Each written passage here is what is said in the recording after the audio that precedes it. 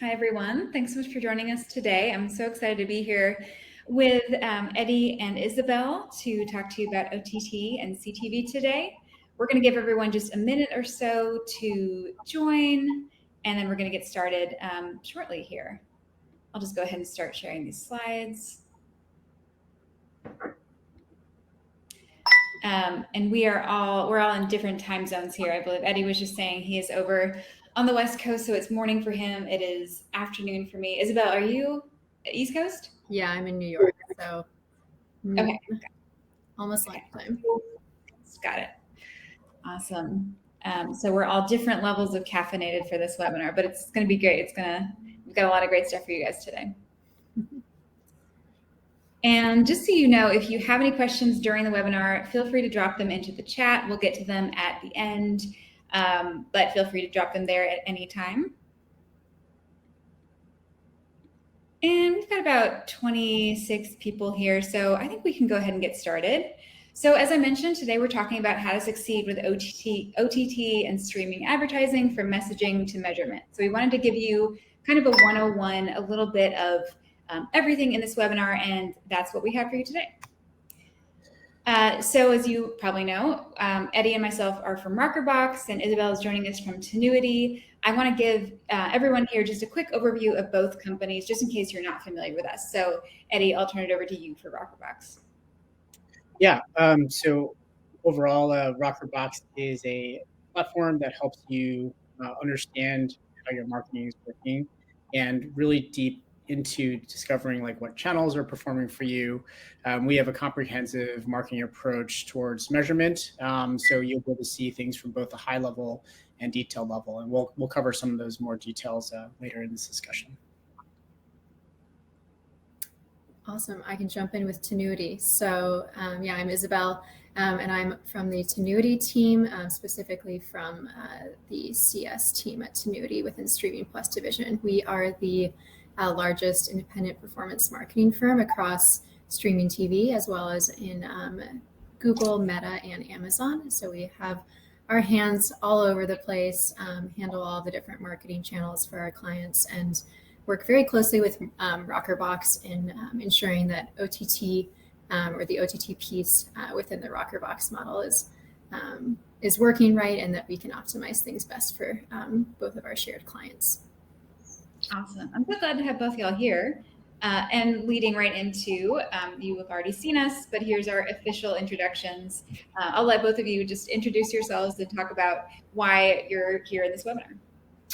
Yeah, so just again, I'm Eddie. I am product manager here at Rockerbox. Some of the areas that I focus on are both the integrations piece, which is how we work with partners such as Tinuiti, how we get data from them, how we pass data back, and how all the data is represented within Rockerbox. So that's kind of one aspect.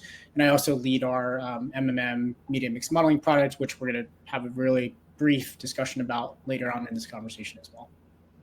Yeah, and I'm Isabel. I work in the client services division, like I said, within Streaming Plus at Tinuiti, formerly BlissPoint/Prospect Point Media, which was acquired by Tinuiti a couple of years ago.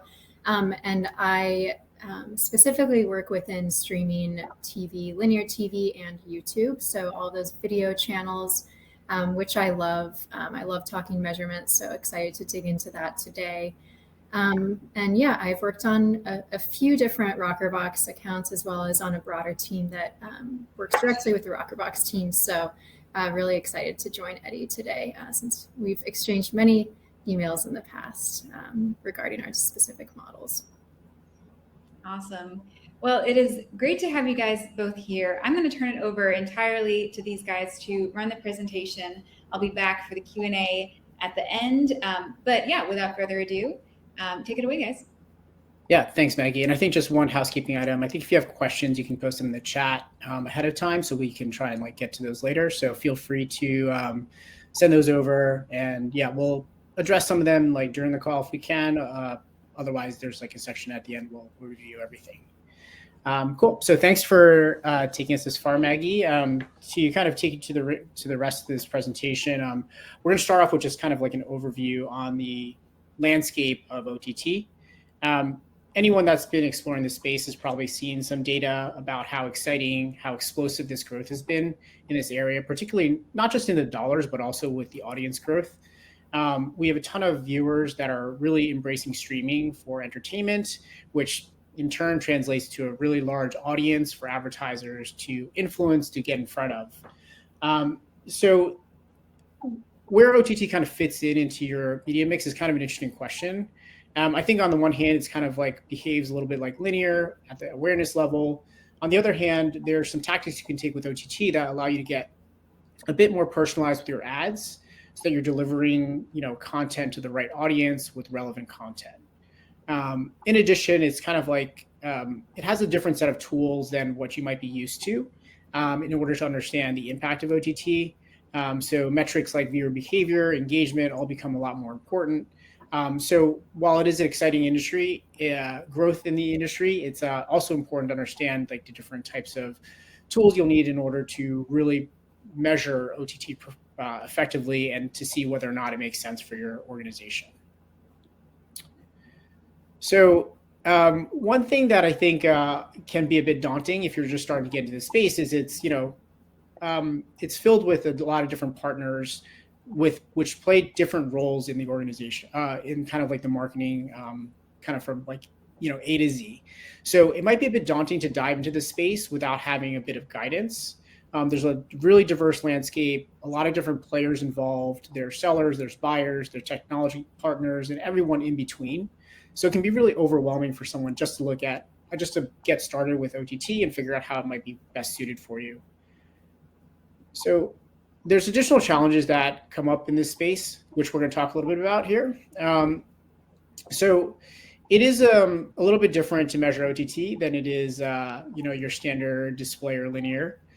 So not only do you need to have like a plan in order to actually measure OTT, you have to figure out how it's going to fit into your existing media as well.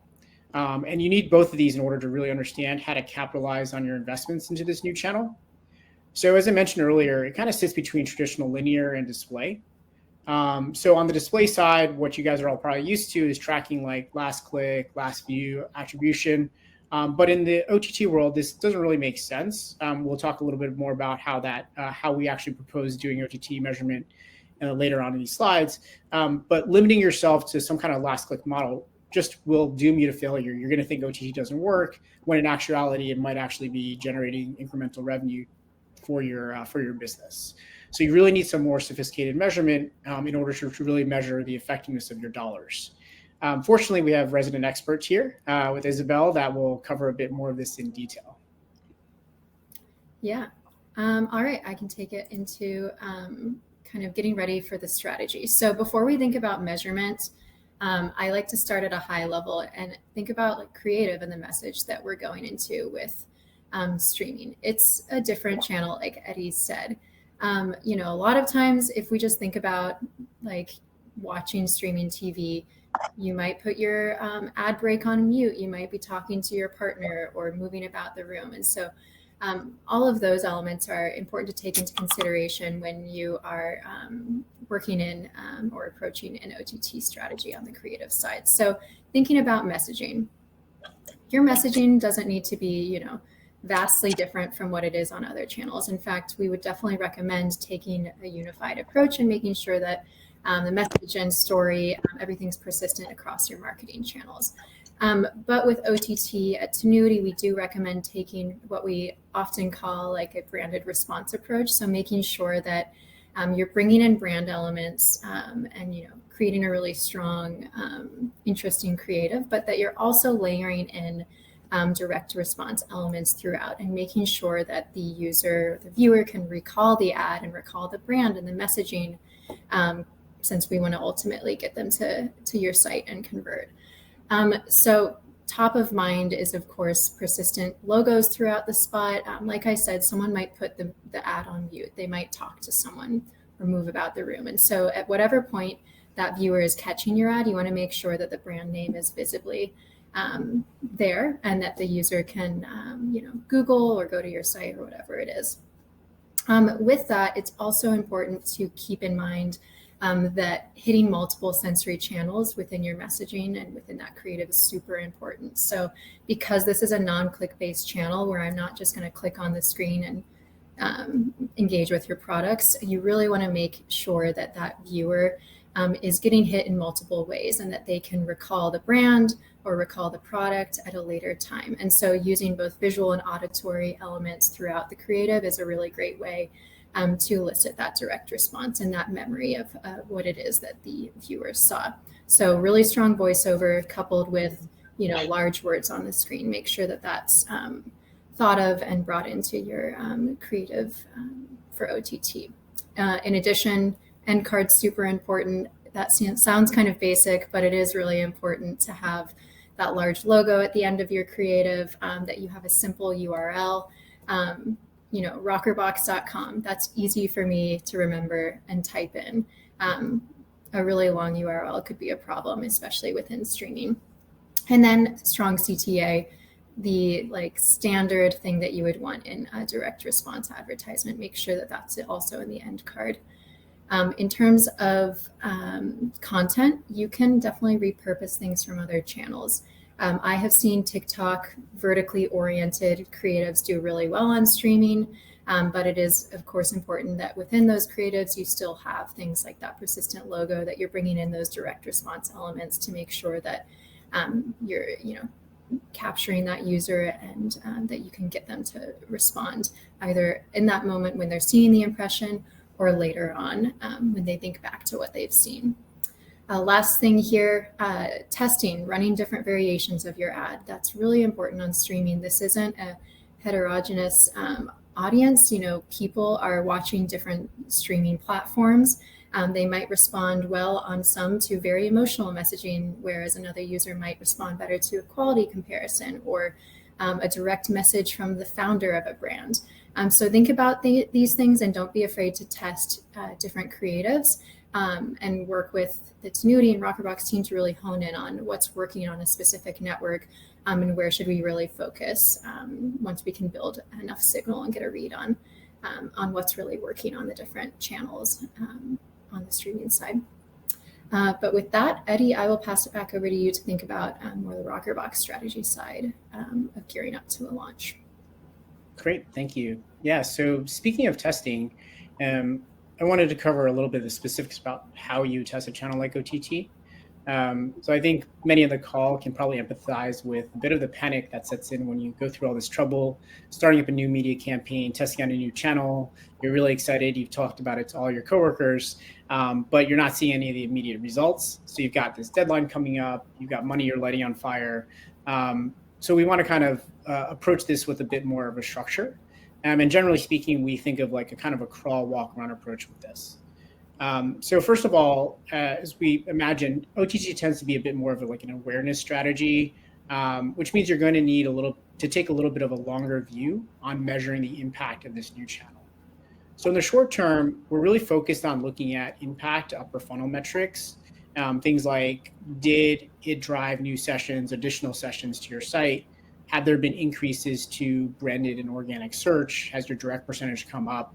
These are all indicators that the channel is actually working for you because it's bringing new visitors to your site, even if the final kind of conversion metric you are not seeing significant impact there. So that's kind of what you expect maybe immediately after launch. Once you start running the campaign for a few days, then you're going to start seeing these converters trickle in. Your performance metrics around CPA, ROAS, they're going to start approaching the levels that you'd expect for kind of these awareness type channels. And you probably have collected enough data now at this point where if you're running different types of creative assets, you should be able to start seeing a bit of a divergence in terms of performance. So you can think about whether one creative is actually performing better for your brand versus another.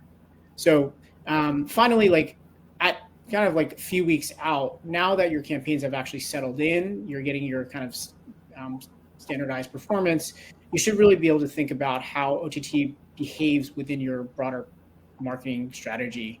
How is it comparing against your prospecting awareness campaigns that you're running on other channels? And you're really able to measure whether or not it's been effective. So all in all, we expect performance to kind of settle in kind of around the 2 to 3 week mark, and you're going to start seeing these true comparisons, you can make these true comparisons to compare how it's behaving versus other prospecting awareness campaigns out there as well. The other aspect that we encourage our customers to look at when they're measuring OTT is around kind of overlap with other channels. One question that we often get is, are we reaching new users with this media channel? Are we just hitting the same people over and over again? So this is a really important question to answer, especially if the goal of your channel strategy is actually to hit that broad audience, to bring more people to your site that you've not been exposed to before. So having great tools in order to compare the audiences, how they're coming to your site, how they're converting, seeing if they're being exposed to ads from different media channels is a really important step to understanding whether or not the channel is truly working for you. If there is a ton of overlap, then perhaps you're not being as efficient as you possibly could be. Maybe you're over-investing in one channel or another. So if that's the case, maybe you can narrow the channel, narrow the targeting on one of your channels to get a bit tighter on spend, and you'll see some performance impact from that. Now, I do want to call out that overlap from a channel perspective isn't necessarily bad. As Isabel mentioned, you kind of want to hit people with different types of messages. So it's totally normal and beneficial to have these awareness campaigns driven by OTT, for example, with bottom of the funnel marketing driven by retargeting or affiliate messaging. So it's not to say that overlap is necessarily bad. You just have to make sure you understand where OTT fits within your marketing strategy and make sure you have the data to back all of this up. Absolutely. And with that, let's get into measurement and how we're actually kind of going to approach what we like to say, attribution problem that exists within TV. So this is, like I was referring to before, it's a non-click based channel, right? We can't just it's not like Instagram where you're looking on your phone and you click through the ad and it's a very easy way of saying that we drove that user. What we need to do in the streaming landscape is look for what we call matches. So we want to look for users who appear on a brand's site after being exposed to an impression. And so at Tinuiti, our approach is digital identifier matching, very similar to what Rockerbox does. We look for those matches on household IDs that can tell us that we elicited a response from a user, that we drove them to this brand's site. We do have a device graph that enhances our precision across devices as well as across networks. So meaning we can still make matches when people are moving around on different devices, computer, phones, as well as when they cross into different networks. If they leave their house and they go to the office, for instance. So when an ad is served, we are going to be logging identifiers about where that impression was served. When was it served, what network, what household, that information. And then on the flip side, we're looking at that brand's website and we're getting the same information back, who's visiting the site and when, what device, what network, etc. And then from there, we look for the matches. So where was there a household that saw an impression, and did that household later show up on the brand's website? If we do see that overlap, that match, then we can, within the bounds of look back windows and other things that are specific to client specific attribution, we can have a match and we can attribute to OTT and say that we drove a conversion. Now, from here, we don't want to ignore all of the other marketing channels. And so that's really where Rockerbox comes in, is assessing the true impact of OTT through their approach. And then similarly at the Tinuiti side, we do have a way of kind of reducing the noise and getting at the true and holistic impact of streaming and not over attributing to that channel. So looking at the Rockerbox side first. So, a lot of times we'll see that users are exposed to a few different things before they ultimately purchase. In this example, we can see a common path on the screen. Users served an OTT impression, then they're hit by a Facebook retargeting affiliate, and then they purchase. So all of these efforts are working together to drive that purchase. And so what Rockerbox wants to do is, of course, assign the appropriate credit to each channel based on their specific model. So to make that happen, we need to make sure that there are pipelines of communication and data passage between the Tinuiti team and the Rockerbox team. So what we do together is we set up an automated feed of data. Tinuiti will pass log level impression data to the Rockerbox team. We do that directly with one another. The clients don't have to set this up other than making sure that we're in contact on the Tinuiti side with your Rockerbox team. And that log level impression data is going to contain hashed identifiers like a hashed IP address, as well as information about the networks that that impression was served on, how much those impressions cost, the timestamps of each devices, etc. All of that's passed to Rockerbox. And then from there, Rockerbox is also making those matches on the backside. They're looking at the advertiser's site. They're looking at when users are showing up on the site and determining if streaming should get some sort of credit for driving a user to the site. And then from there, both of our teams were looking to see if that user moves down the funnel and converts, in many cases, a purchase, right? And then from there, Rockerbox can assign the appropriate credit to streaming within the overall concert of other marketing activity and all the touch points that we're seeing for that specific user. And so it's really important, that we, the Rockerbox and Tinuiti teams, are in close contact, that we're able to work together to, if the feed is broken on a certain day, that we can resolve what it is that isn't passing, and that we can also align on, where is the campaign really working? What networks are really successful, both within the Rockerbox platform and within the Tinuiti platform? And at Tinuiti, we really look to lean into the areas of synergy and optimize towards the networks that are really strong and effective within both views of performance. With that, a little bit more about how we at BlissPoint kind of remove that noise, right? We don't want to over attribute to OTT. We know there are other marketing channels driving to users to convert, and we similarly know that there are going to be users who convert regardless of whether or not they saw a streaming ad. And so what we're doing at Tinuiti is running what we call like a synthetic lift test on the back end, which plugs into our always on incrementality or AOI product. And what this is doing is determining what the control group response rate is based off of all of the other impressions that we're serving for other advertisers on the same days, same networks, et cetera. So if we look at the graphic here, I think it breaks it down really well. We look at our advertiser, the brand in question's impressions, and then we look at the other impressions served to non-competing clients, or served for non-competing clients. And then from there, we look at the advertiser in question's site, and we determine what the response rate is for users who were served that advertiser's impressions versus the response rate within that synthetic control group, or the users who were served impressions from other non-competing clients. And then from there, we can determine a lift in response rate within that control group, within that exposed group. So what is the lift in response for those users who were served the advertiser's impressions? From there, we can take that lift in response and apply it to our matches, apply it to that KPI volume, and remove what we call background response, or what we would expect the volume to be if we remove users who would have converted regardless of whether or not they saw a streaming ad. So again, it's a little bit of a different approach, but within both of these views, we want to look for the areas of overlap, the places where networks are really strong in both platforms, where the network's softer in both platforms, and then optimize accordingly on the Tinuiti side, and work with the client to really keep both platforms in mind as we view performance.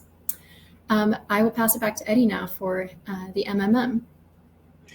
Great. Yeah, thanks, Isabel. So similar to as Isabel was mentioning, we believe at Rockerbox that a sophisticated marketer is going to have a broad set of tools at their disposal, each tailor-made to answer specific types of questions. So a lot of what we covered earlier was around attribution and how Rockerbox and Tinuiti work together to provide like a consolidated view around attribution for the marketer. And that's great for providing insights at the campaign creative level. You need attribution level details in order to do things like the channel overlap I mentioned earlier. But our audience also includes, decision makers that are trying to make higher level decisions around budgeting. So CMOs, director of marketing, that don't need the details at the campaign creative level. And instead, they're just thinking about, should I be investing further in given channels at a high level? And in those cases, we often recommend to our customers that they actually supplement their attribution with our MMM solution. So the MMM side is providing insights by gathering all of your high-level details, your high-level marketing metrics around spend and revenue. And what this will then allow us to do is build statistical modeling against those two metrics and understand the relationship between spend and revenue. So when you spend, X amount of dollars on a given channel, what is the actual impact to your bottom line? And one of the advantages that MMM can do here is take a bit more of a, step back approach and look at like longer ranges of, impact for each of these given channels. So we build out these, demand curves against each of your channels, and we're producing predictions around what would happen if you actually were to adjust these channels. So, what's my impact on revenue if I slide my budget 20% more or 15% less? And this will then allow you to actually create budget plans around your marketing channels that have been, described by all these different adjustments you're making on a channel by channel basis. In particular for OTT, this is a really great tool that you can supplement everything else you're doing, because the impact of these awareness campaigns can be a bit further out, and also that they can be a bit more difficult to track. So we do love the idea of like combining multiple approaches, whether it's like, some of the tactics that we described earlier, what Isabel just mentioned, or finally with the MMM side as well. And with that, I think we're just going to hand this over to Isabel to wrap this up.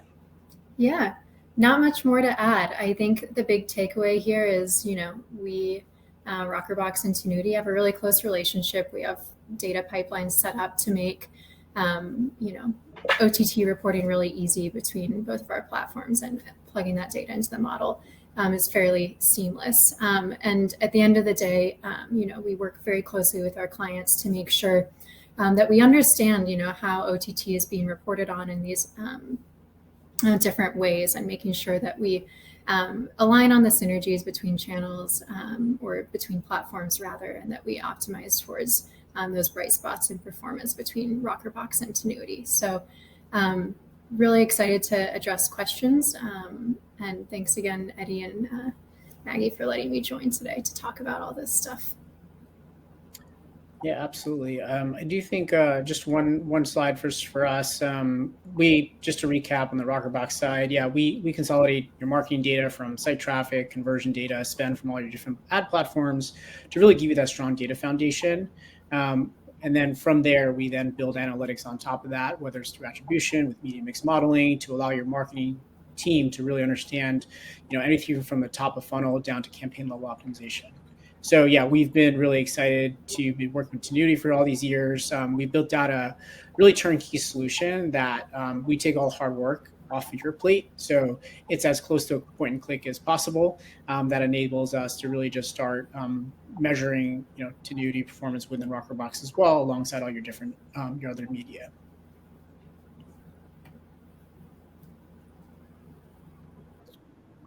All right, thank you guys. That brings us to the end of the presentation.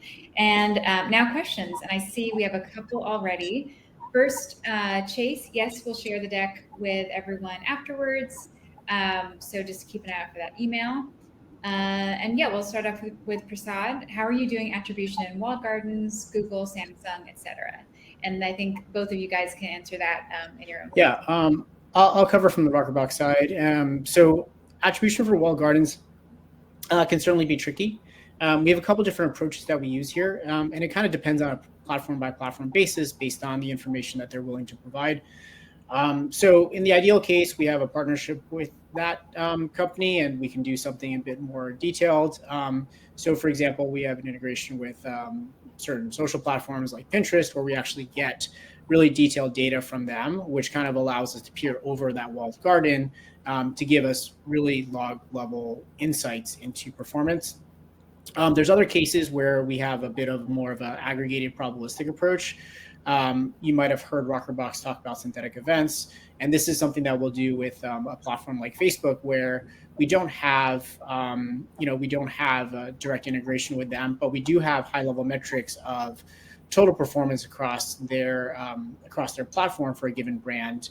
And what we'll then use are signals within that brand's site visitors, within that brand's different upper funnel conversions to understand what drove those users to the site, and we can then filter out like probabilistically, did that user actually arrive on site because of a Facebook ad. Finally, we also supplement with different types of techniques too. So beyond like directly measuring attribution, we also get information like promo codes, which might be tied to a particular social campaign, or it could also come from a post-purchase survey that they found out about a given brand from a Facebook ad or Instagram ad or something like that. So those are different ways that we also supplement the overall offering with different approaches to measuring. Yeah, and on the Tinuiti side, to keep it brief, similarly have strong partnerships with these third parties to make sure that we can attribute on other channels as well as within video channels like YouTube, within Google accordingly. So just really about having a strong partnership and taking the right approach with the model, which of course varies depending on the channel that we're looking at. Awesome. And we just got a bunch of questions, so we will do our best to get to all of them. From John, any insights for the automotive industry? This may depend on what part of the automotive industry you're looking at. I think in particular, if you're looking at like, sales of a high-end product, 5 figures or more, you're likely going to get very limited numbers of conversions. So tracking like attribution for given purchases, whether at like the dealership level or something like that, could be tricky just because you're not going to get a lot of data to give you statistically significant information. I mean, I think in many of those cases, instead of like trying to track like the final purchase, you're actually trying to do something a bit more upper funnel, whether it's leads or registrations or something else, because without information, without data, we can't really give you confidence in the results we produce. So I think something more like higher level or upper funnel could be helpful there. But yeah, it might depend specifically about, are you trying to do like specific sales of a high-end product, or is it something else that you're providing for the industry? Yeah, and I would say for most automotive clients, higher consideration products, look back window is really important, giving users enough time to think about a purchase as large as that.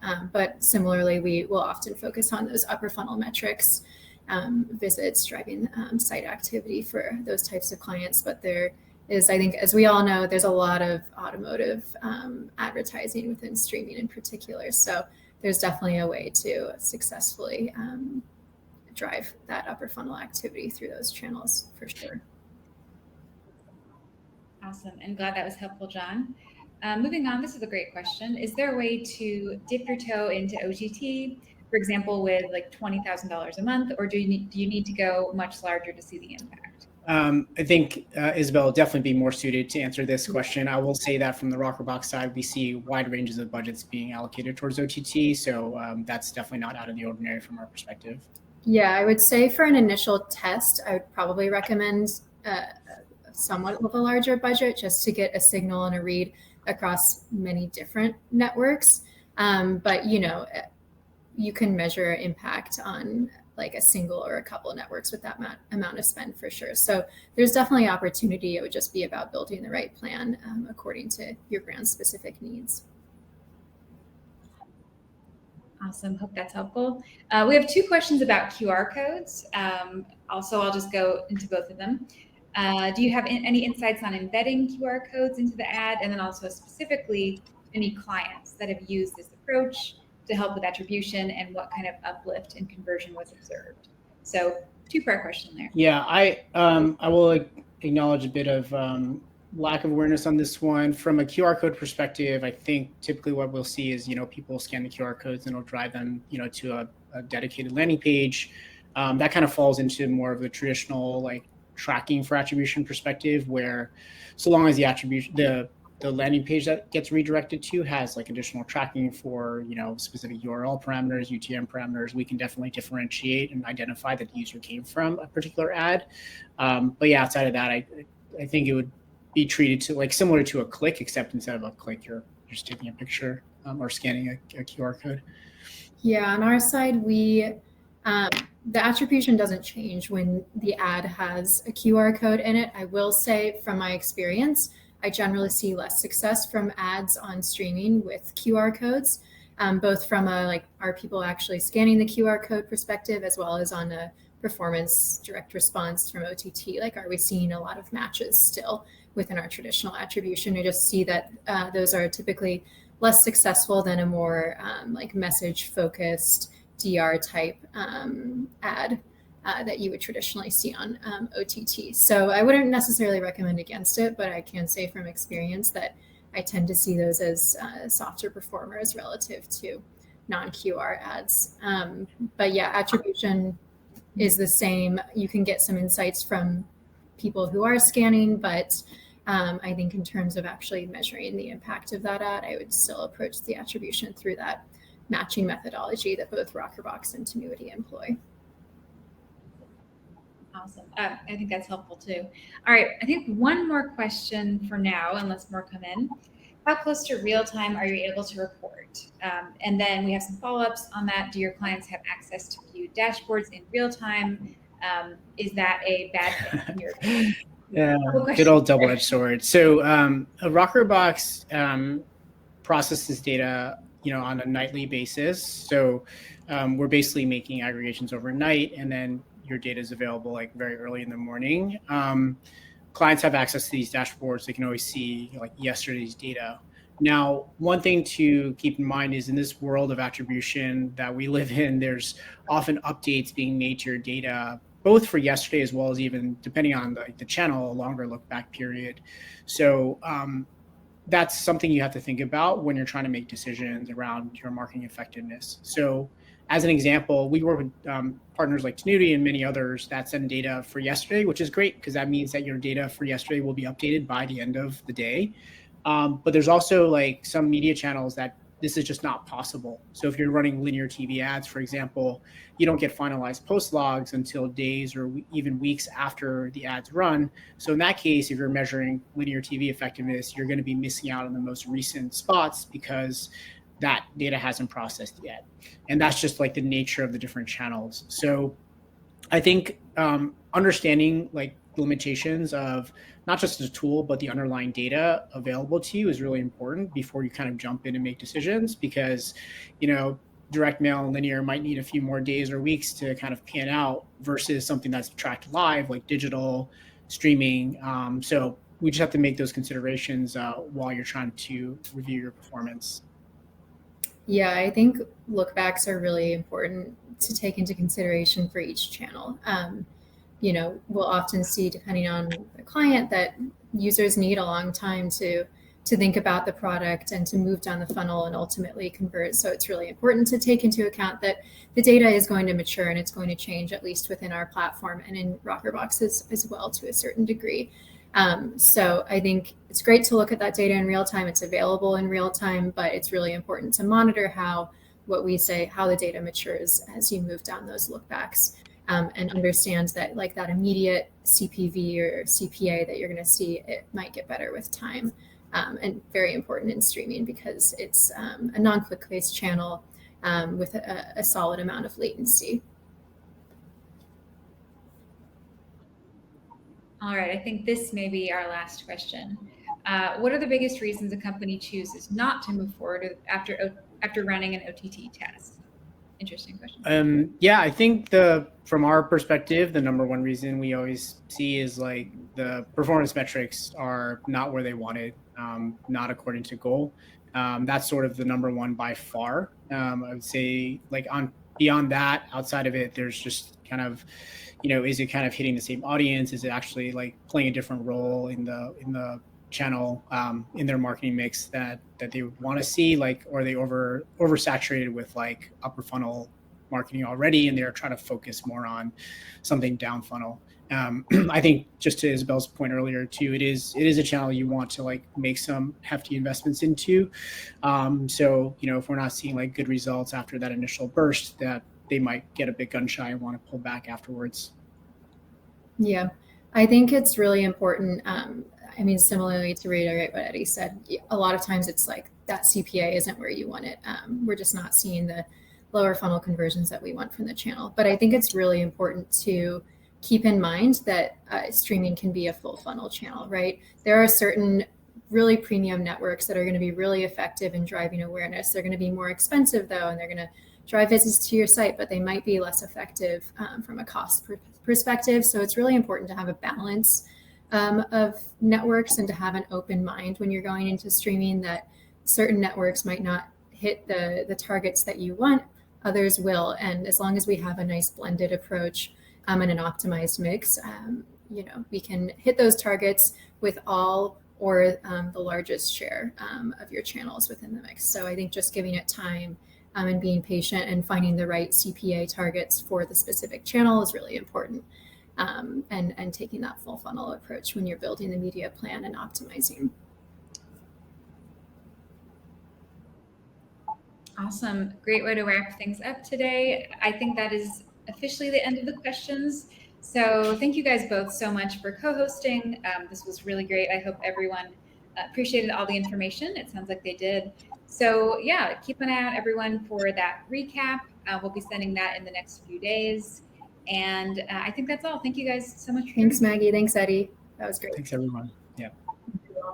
Take care, everyone.